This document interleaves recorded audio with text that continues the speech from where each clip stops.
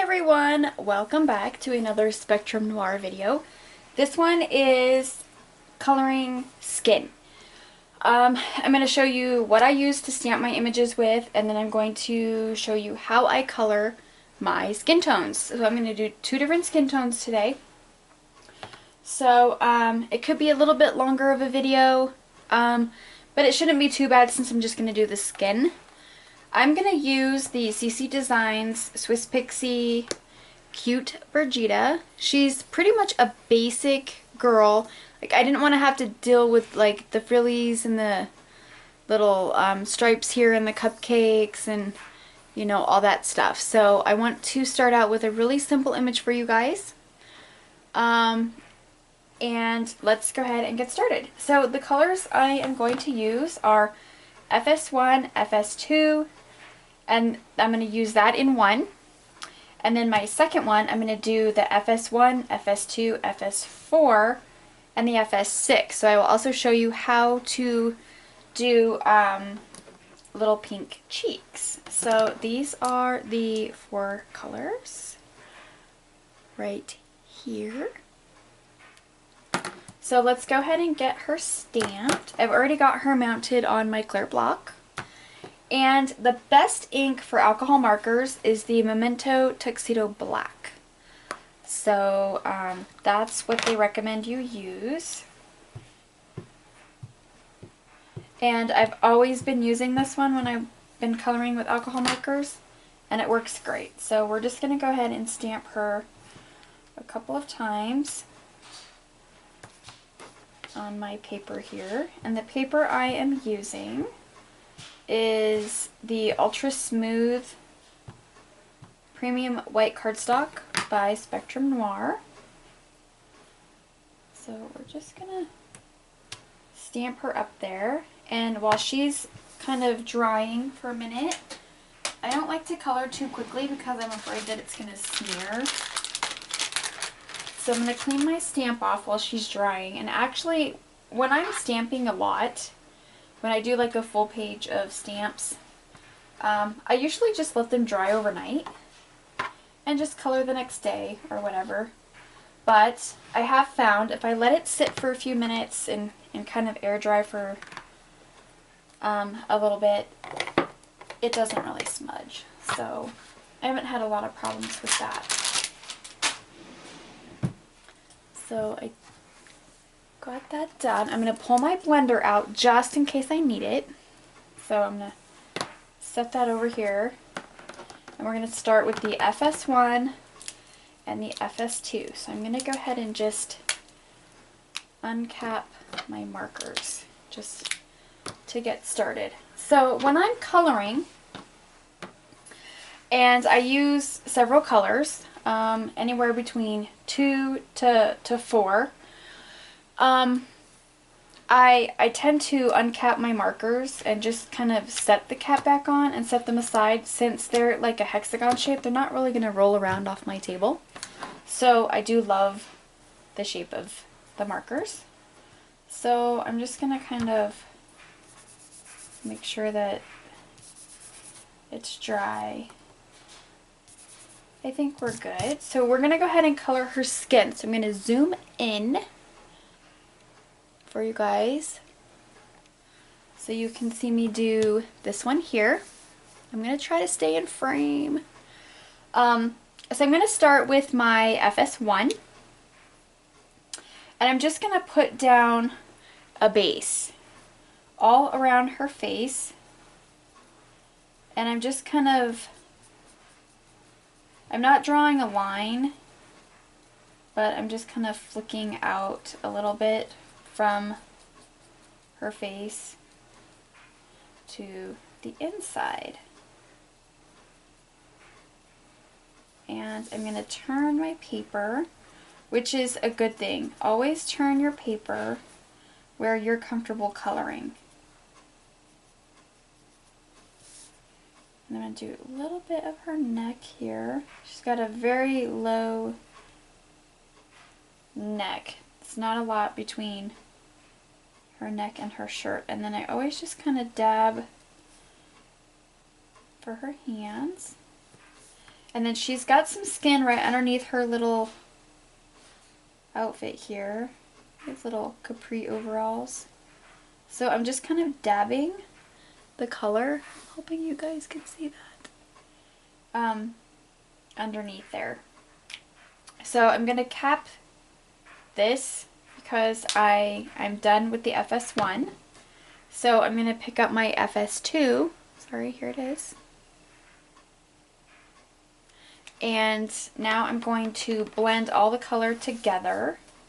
So I pretty much start right here in this little crease of her hair, and I just go in a circle. And as I'm going in that circle, I just go in and I pull that FS1, and then I just kind of move down. And then all the way, I'll just go all the way around her face, and her little eye there.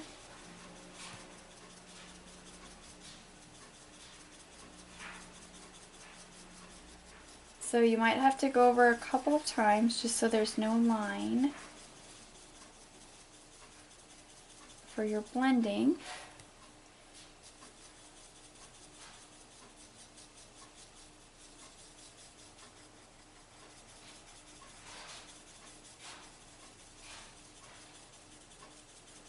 And I find that I don't always color the face like in the same pattern motion. So it's kind of, you know, whatever you're comfortable with. This is a really simple skin tone since it's only 2 colors.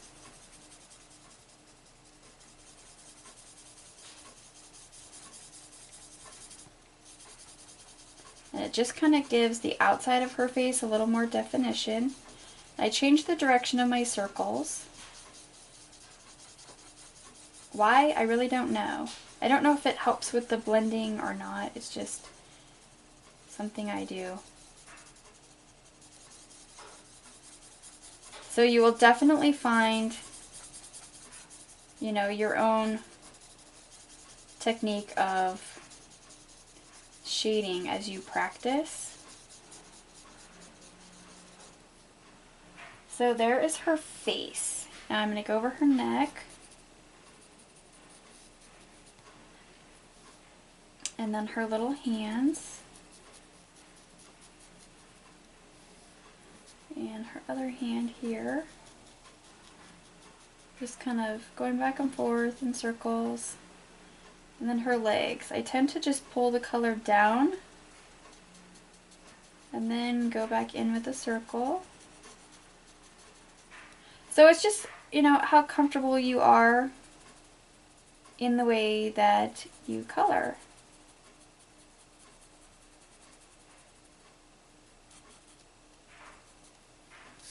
So there we have the first skin tone, and as that dries, it'll kind of lighten up. And if you see some spots that are too light, you know, you just go back over it with a little circle motion and let that dry. Whoops, I didn't really want to close that. I'm going to be using it again. So now, I'm going to go ahead and open the FS1, the FS2, so we're going to move on to the second one here. And then we're going to throw in some FS4 and an FS6 to give her some little pink cheeks. So I'm going to try to make sure I stay in frame on this one also. So again, I'm going to go in, actually going to move these markers over here. I'm going to go in with my FS1, and I'm basically going to do the same thing where I'm just going to pull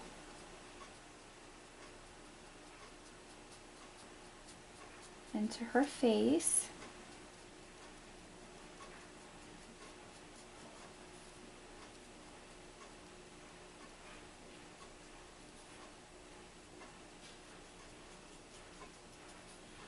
Just all the way around.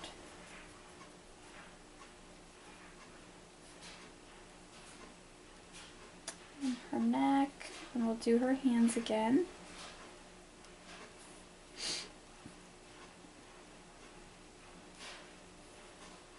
And just under her pants.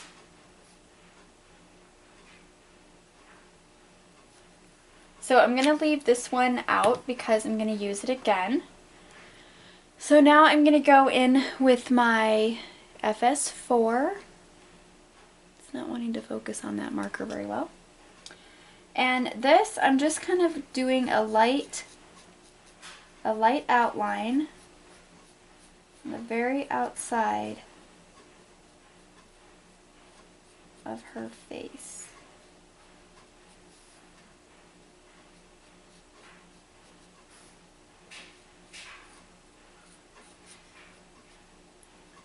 I don't color as far as like where my lighting is coming from or you know whatever. I shade.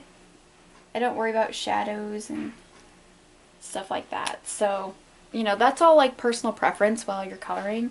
So I don't do the whole, you know, is my light source coming from this way or is it coming from this way? I don't even know how to do that, so I skip it. So that was the FS4, and I'm going to go back in with the FS1, and I'm just going to kind of pull that FS4 out.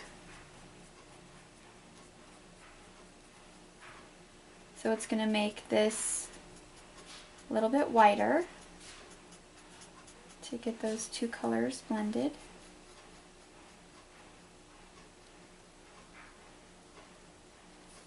And like I said before, I'm not an expert on coloring or, you know, alcohol markers or anything.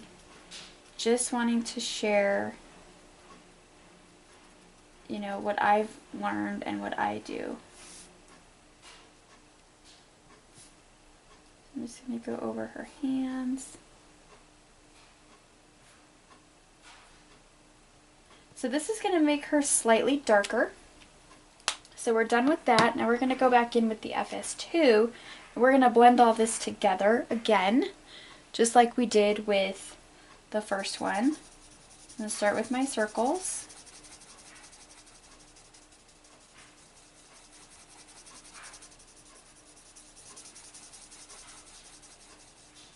And you can see the blending happen, like right as you're coloring over it and you're pulling those colors out. You can see how it just starts flowing into the next color, and then you just pull in towards her face.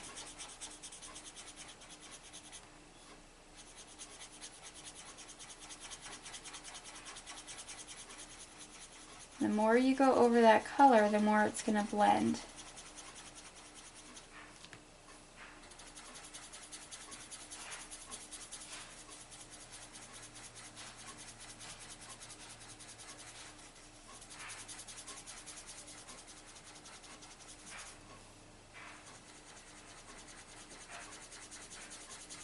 The more colors you use, the better your blending is also. That's another thing that I read. I did a lot of reading and research on alcohol markers, and the majority of what I could find was based on Copics. But from what I understand, an alcohol marker is an alcohol marker. Like, they all basically work the same way. It's just a matter of preference as far as like your tips go, or you know, your color palette. They're all different. Each company has, you know, their own color palette, and, you know, your budget. So these are, to me, budget friendly. They do just like a Copic would do, and they're refillable. You can replace the nibs if they get messed up, that kind of thing.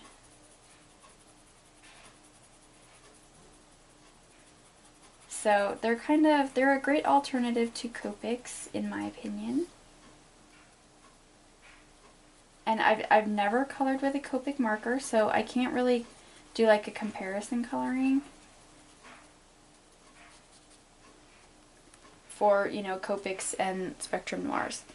So I'm going to leave my FS2 open and I'm going to grab my FS6. It really does not want to focus on these markers. There we go.